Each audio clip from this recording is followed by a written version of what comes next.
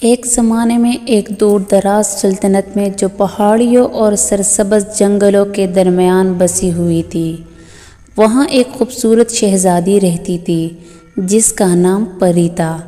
وہ نہ صرف اپنی شاندار خوبصورتی بلکہ اپنی مہربان دل اور نرم روح کے لیے بھی مشہور تھی۔ پری کی بادشاہی، جسے ایور ووڈ کے نام سے جانا جاتا تھا، امن اور خوشحالی کی جگہ تھی، جہاں ہنسی سے ہوا بھر جاتی تھی اور لوگ فطرت کے ساتھ ہم آہنگی سے رہتے تھے۔ کہا جاتا تھا کہ مملکت کے خوبصورت اس کی پری شہزادی عکاسی کرتی تھی۔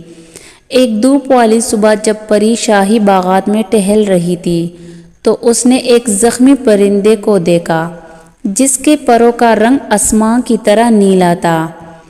بڑی دیکھ بھال اور نرمی کے ساتھ اس نے پرندے کو صحت کے لیے پالا اور شکر گزاری میں اس نے اس کے لیے سب سے زیادہ دلکش دہنے گائے۔ شہزادی کی مہربانی کی خبر دور دور تک پھیل گئی، جس نے نہ صرف پرندے بلکہ جنگل کے مخلوقات کو بھی اپنی طرف متوجہ کیا۔ ایور ووڈ کے جانور پری کے گرد جمع ہو گئے اور وہ انہیں دور دراز کی زمینوں، مہم جوئی اور خرابوں کی کہانیاں سے سنائے گی۔ ایک دن ایک پڑوسی ریاست سے علی نام کا ایک خوبصورت شہزادہ سفارتی مشن پر ایور ووڈ آیا۔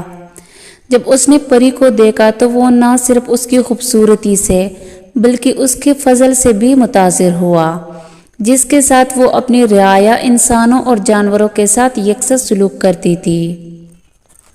جیسا کہ پری اور علی نے ایک ساتھ زیادہ وقت گزارا، ان کے دلوں میں قربت بڑھ گئی اور ان کے درمیان گہری محبت پھول گئی۔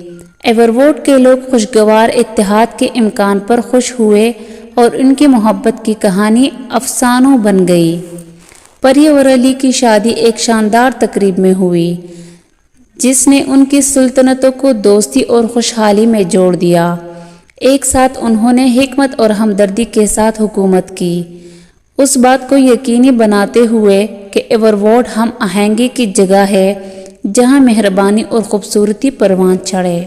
اور اس طرح شہزادی پری کی کہانی ایک پیاری کہانی بن گئی جو ان سب کو یاد دلاتی ہے جنہوں نے اسے سنا ہے کہ حقیقی خوبصورتی صرف ظاہری شکلوں میں نہیں بلکہ دنیا کے ساتھ اشتراک کردہ مہربانی اور محبت میں ہے۔ پری کی میراث زندہ رہی، آنے والے نسلوں کے لیے امید اور تحریک کا ایک کرن۔